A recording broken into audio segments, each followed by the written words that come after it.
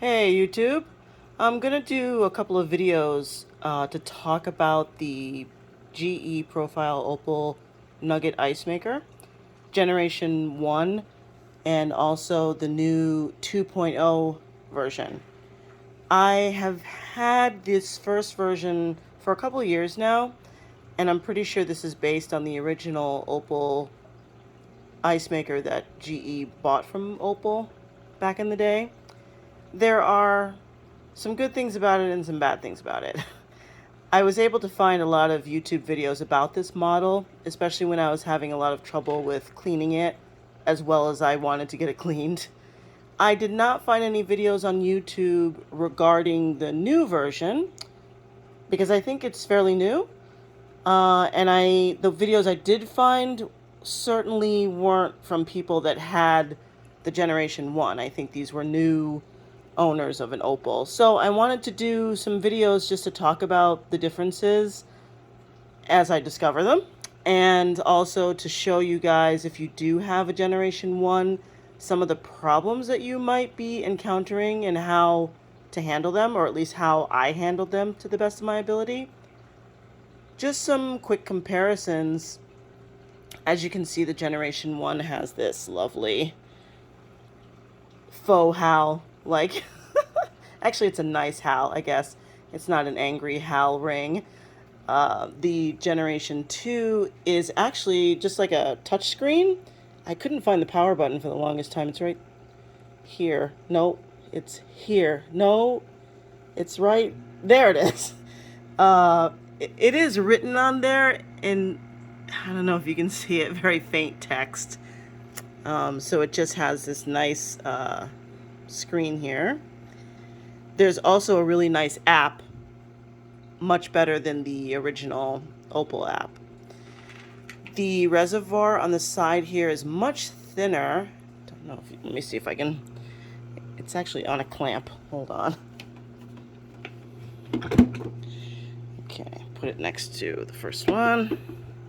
You can see the reservoir is considerably thinner than the Gen 1. There's this clamp here. There's a little slot underneath the bottom that this clamps into. See, it doesn't come out. And there are, see these little slots on the bottom. So this goes into those slots, like that. There is, I think, still a magnet in here. This one has a magnetic bottom, so it attaches firmly to the bottom of the ice maker. I think there's a magnet in here too. I'm not sure what the clamp is for, maybe just to make it look nice.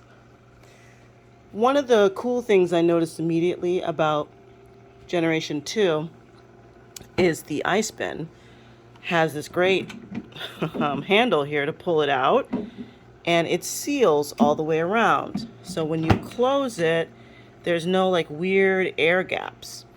In the first generation, you kind of have to grab it at the bottom or on the side, but when you close it, it does seal deep inside there. The basket only goes in but so far, and it catches, but there's a lot of escaping air around the edge. It's hard to kind of explain, but it's a weird design. I never was a big fan of it. So I like that this seals up. It's gonna close solidly. You're not gonna have any air leakage.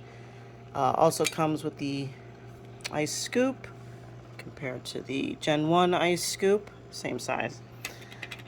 The other cool thing about the Generation 2 is the large intake and outtake fans. As you can see, much larger than the Generation 1. Make sure so show you. So here's a Gen 1 intake and the Gen 2, much larger, as you can see. So that's going to make things a little cooler. The size is the same, I think. I think they're both the same width. length and height.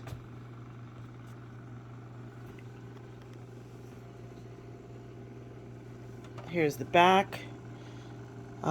It's got a nice hose clip system. It's similar to the Generation 1, but it just kind of snakes around in a slightly different way.